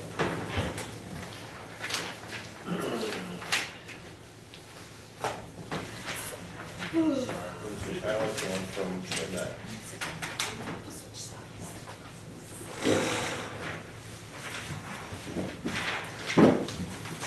Motion to approve. Sorry, too cold. Second. I'm sorry. Question. Did I see Tom Bowman is retired? He is, and thank you for pointing that out. Couldn't read that. Sometimes his signature. Okay, I know that. yeah. Tom Bowman's been with us a very long time and has carried us a long way. Yeah. And sometimes I wonder if it wouldn't be appropriate to invite someone like Tom to a meeting and thank him as a group for his service. Aaron, so my concern is, I don't know if Tom would be comfortable with that. I don't know. I love it, because I'm super sad to see Tom retiring, Yeah. and he has done so much for us. He's been a very important part of this district Yeah. for a very long time. He's gonna be hard to replace. I'll have to think of a very tricky way to get him here. He wouldn't have to stay the whole get us to him. I was gonna say, Or us to get us to him. would you think about whether it would be best to bring him here, or maybe line up a time where, because I think you're allowed to do, what's the term for that? Where it's like a Ministerial. ministerial duty. And if we needed that, he's probably not gonna watch the board meeting, is he? So like, if we did like, well, you know, you gotta check, some people just do for fun. This would help, against his absolute wishes, I am planning a retirement party for him. If this is something that you would want to all be. I think that's the way we handle that. That'd be perfect. Probably in the month of June sometime is when I'm planning on doing And this. can we give a lifetime? I was gonna say, I think we did approve that policy, and we did the building, so let's make sure we get him a lifetime pass, get with me, and we'll get him lined up on that. He's told me several times, do not throw me a party, I will not go. We're throwing a party. Doesn't matter. This was a tough one for him, I know too, so. It's something him and I have talked about for probably it seems like a year and a half now. He's ready for it, but he's not ready for it. That's about all I can say about that. Same's true for us, I think. You know, like, we're gonna lose a lot of knowledge there. Well, and what this district has in the past, let's just say, has missed out on, and I tried to get previous administration to know that there has to be an overlap between the old guy and the new guy, because you just can't impart that thing by tossing in the keys on your way out. Right. We've been doing our due diligence. Yeah, I'm sure you have. We have a plan. They have a strong internal candidate for the position. Yeah, and I would hope that we could offer a guy like Tom some sort of consulting, what we call a contract or an agreement, that if we get stuck, and I'm willing to bet if you call him, he'd help you, but, you know, we need to be able to compensate someone with that kind of knowledge. You know. And I've already talked with him about, because of course he's got to set out 6 months for IPERS. Yeah. We've already talked to him about him coming back as a substitute, filling in when people are gone, coming in, working for us during the summers, taking up one of those spots. Because he still wants to do some of that work, he still wants to be around and be in the district, just not full-time capacity. Sure. So there, I know there's a 6-month limit kind of thing. 4 or 6, I can't remember what it is. I think it's 6.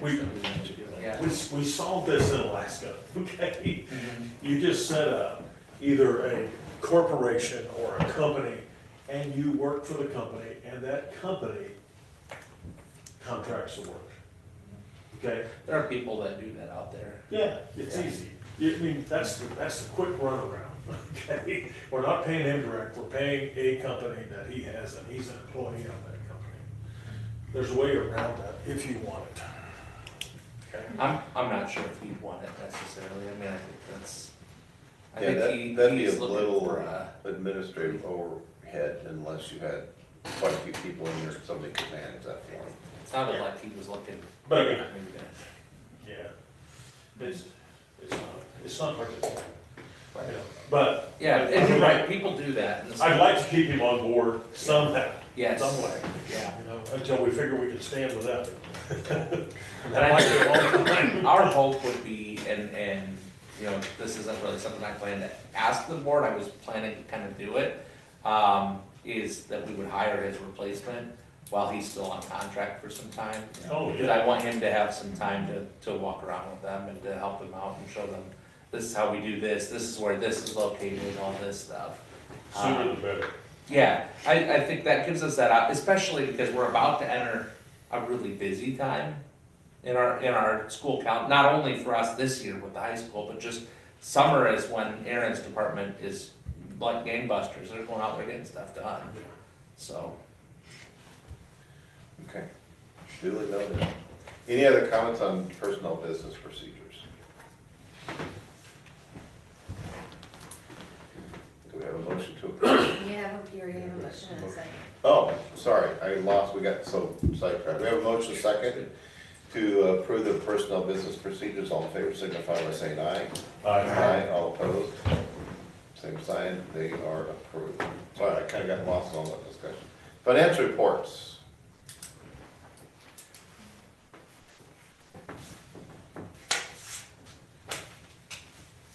Questions, comments, etc.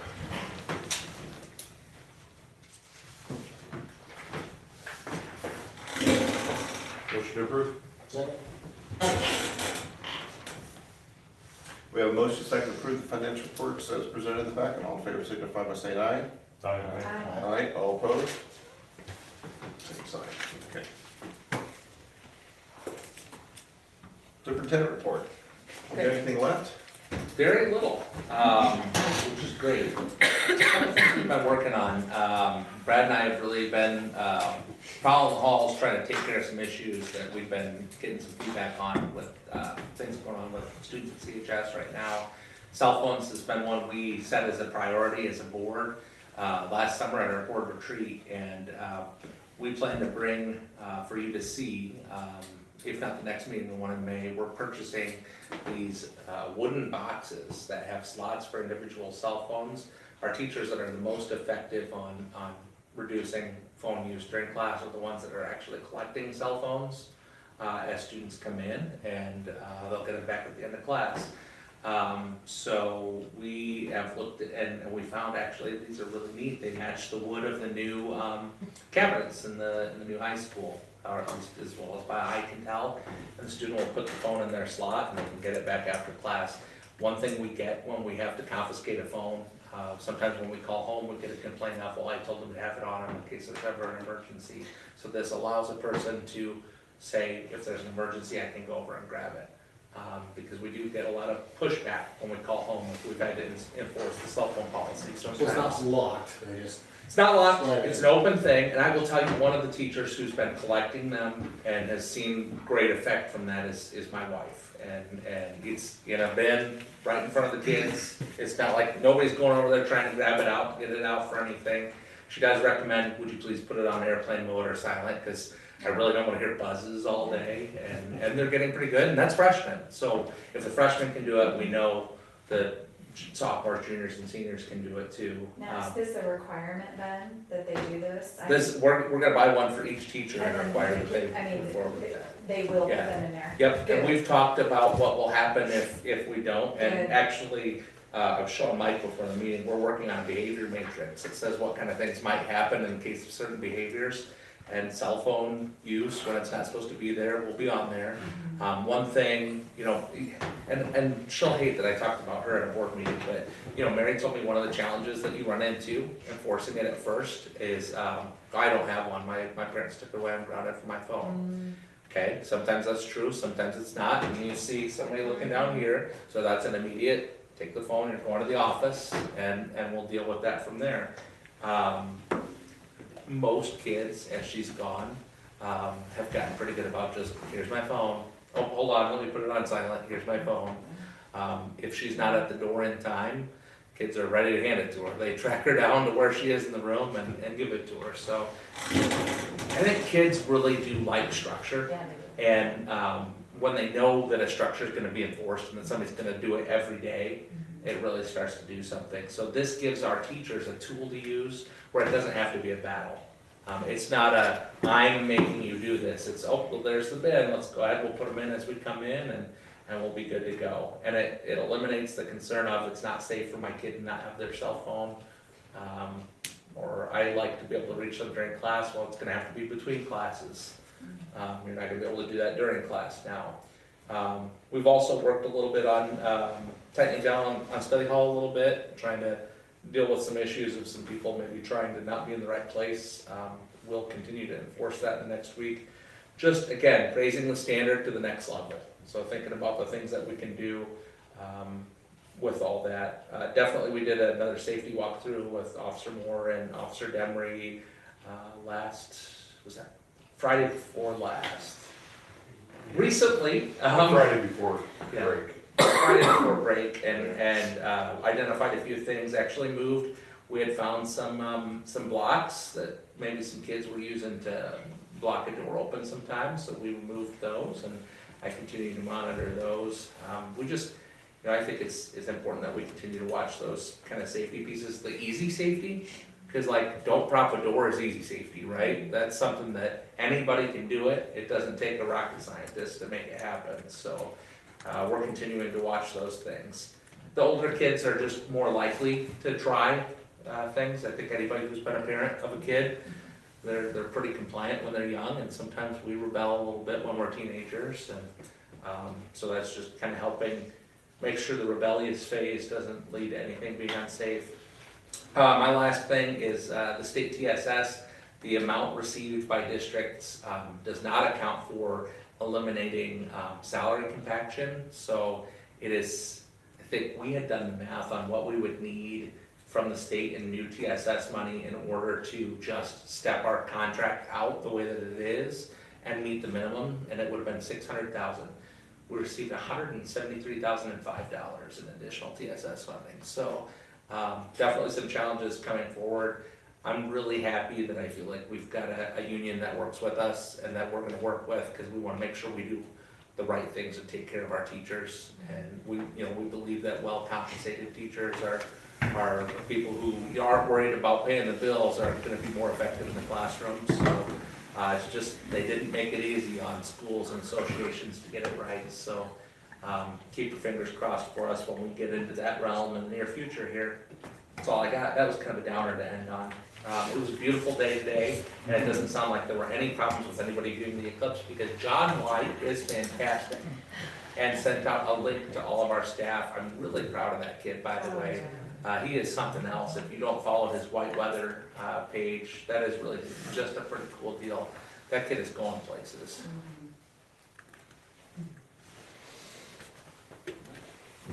That's all I got. Okay, thank you. Derek, takeaways. Very procedural, fun part of the job, but a necessary part of the job. Go policy.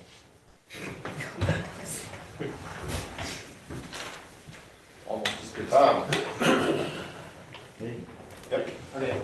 Yeah, I think the ADA discussion is not real exciting. I thought the ADA was doing a good job, also.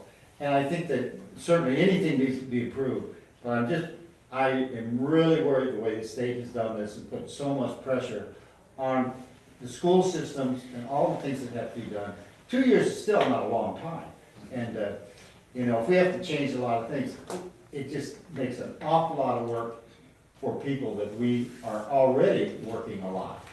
So that's what concerns me. And to have the state controlling it is not, I don't always think that's a good deal either, if they're at the head of it. But, we've got to do what we've got to do, and so, do it. Mike? I fall back on the idea that just because you've been to school doesn't mean you know how to write. That's where we're at. That's where we're at with the state legislature. And so, we're left with cleaning up the mess, is what it means. Can you get that verbatim? And I am totally impressed with the parent-teacher organization that, we need these folks on. I mean, I know they're on our side. We need to raise money. We need to get talking to them. We need an expansion for Howard PTO and CHS PTO. You might land at home watching.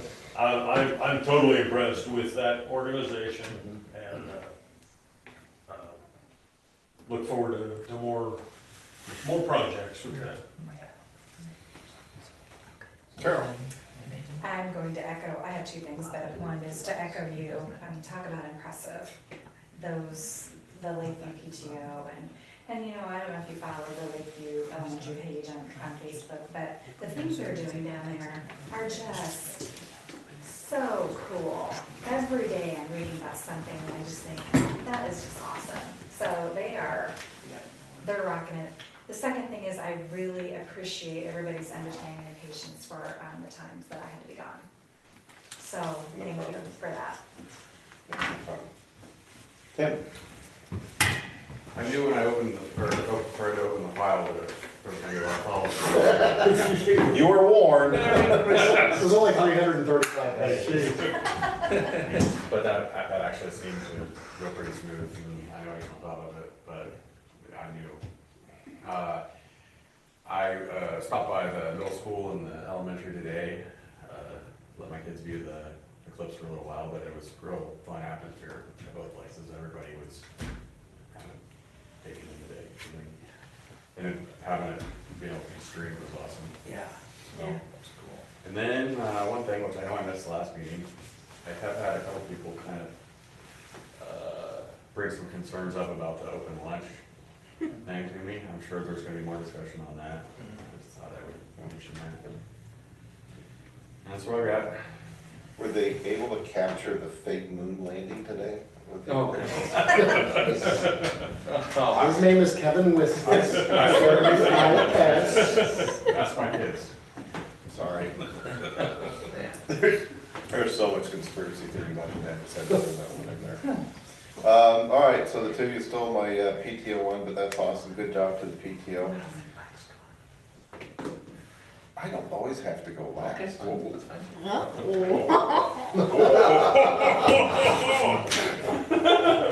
I just usually go last. I'm always struggling for things at the end. Oh. Wow.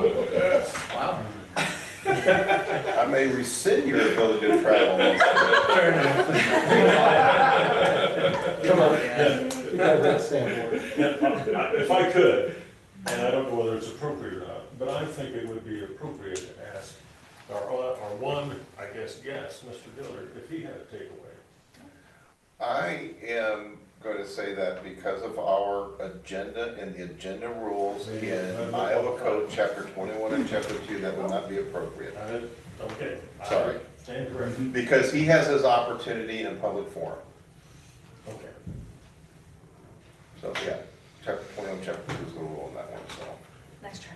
Anyways, so my takeaway is actually gonna be just a slightly different, I'm gonna take something that happened before I came to the meeting, and I don't know if everybody knew this or not. So Stan Matty came into the store and we were talking about getting some service for him.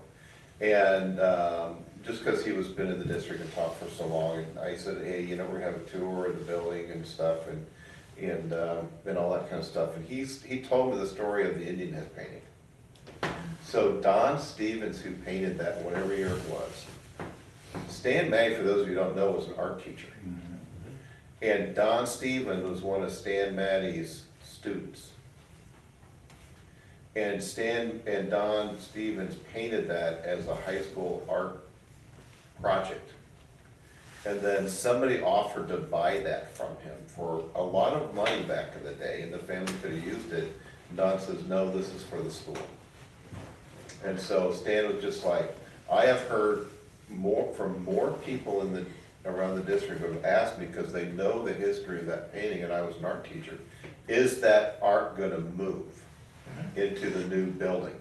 And so I didn't know that Don Stevens was a student, because I'm not from here and all that kind of stuff, but I didn't know that was the history of all that. And so for anybody who's playing at home, yes, we are preserving that painting, and yes, it is gonna go into the new high school, so. I know that's probably been the number one thing I've heard is that picture staying? And the answer is yes. So, yeah, so anybody who's watching, the answer is yes or that. So my takeaway actually comes from a little reasons why I was a little, kind of scrambling to get up here today. So it's outside the board meeting, but I just wanted to get that out to anybody watching at home, so. I'm thinking in my head 1974, but I don't. I was thinking 71, but I don't know. I couldn't remember. It was, yeah. Early 70s. Yeah, it's been there, so. Yeah. Mike. Yeah.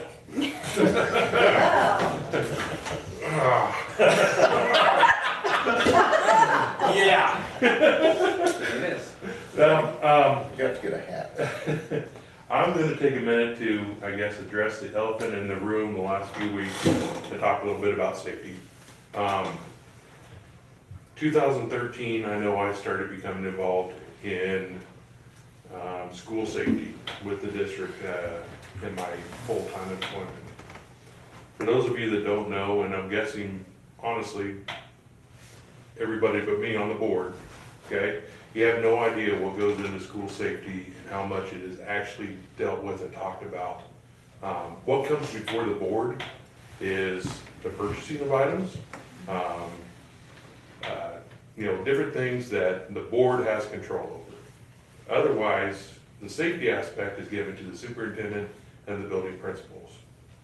They are in constant contact with law enforcement and the people that need to know about the safety aspects of the school. Okay, those are things that quite honestly should not be shared in the community. The community has a lot of, there are some things that can be shared, but a lot of that is to help keep the schools safe. Okay, so, I know it's been brought up a lot, but there is the superintendent, previous boards, previous administrators are in constant contact with safety experts. I know myself, I've gone to several different trainings on school safety. It is something that this board, this school district takes very serious, and it's not something that should be thrown around as the board doesn't care about it. Because quite frankly, the board should know a lot of the school safety things that go on. Should or shouldn't? Should not. Okay. Should not. You should know the general aspect of it, same as the public. But as far as the fine details, those things should not be shared, and that's to keep everyone as safe as possible. Students, staff, everybody. So just so you know, constantly in contact with superintendents and building principals, not just myself, but other law enforcement entities, to help keep our school district as safe as possible. Okay, good partners. And Carol, it's kind of like, you always hear for national security reasons, we don't divulge. Yeah, That's, yeah. yeah. My nephew's in the Secret Service and Oh, I geez. try to pick his brain. He won't tell me anything. Sorry, thank you for that, appreciate that, very good. Yeah. So, last thing before we adjourn, at the next meeting, so we think about this, we're gonna have to designate who's going to be from the board at graduation, because that's coming up. So usually we have 2 people there, so, I know, who did it last year? I've done it 3 years. Yeah, you guys 2 did it last year, so you're up for this year, I've so. never done it. Can I do it? You are, yeah, absolutely. Yeah. Sounds like that was a fun. I mean, is that something you guys are like try to get out of? No, it's a fun, Oh, okay. it's a It's fun to do. It's a fun You time. know, I will throw out there, granted, I went to school in Putnam County, but when Putnam County graduates, their entire board is there, 6 on stage, 5 of the students. That would fall under ministerial rules. Because I did it twice in 2020, because we had 2 graduations. I did like the first 3 years in a row. So it's not, to me, it's a fun thing to do. It's very colorful, I love it. But we've always just picked 2 people. Oh, well, you can pick who you want, I just was. Well, you just volunteer. Volunteer. But we could have more than. You could have. Because they're ministerial duties, I think you're All right. right, so anyways, we'll discuss that at the next meeting. So Carol, obviously. We know you're on. You're on. Thank you. Yes, you're welcome. Okay, I already did it when Now I you wear, graduated. gotta wear suit and tie. yep. Okay, with that, thank you for everybody who came. Thanks for Mayor Cameron, everybody. Motion to adjourn. Motion to adjourn. Second. Are we gonna talk, I mean, we have some other papers here. I noticed, one from, did we, was that like a? That was in the, Approval? yeah, so Okay. when we approved personnel, and I said that there's additional ones on the table. Okay. That's what that referred Because to. I was sad. We have motion second to adjourn. I was sad to see Lisa. Yeah. Yeah. All in favor, signify by saying aye. Aye. All opposed? Stay behind. Oh.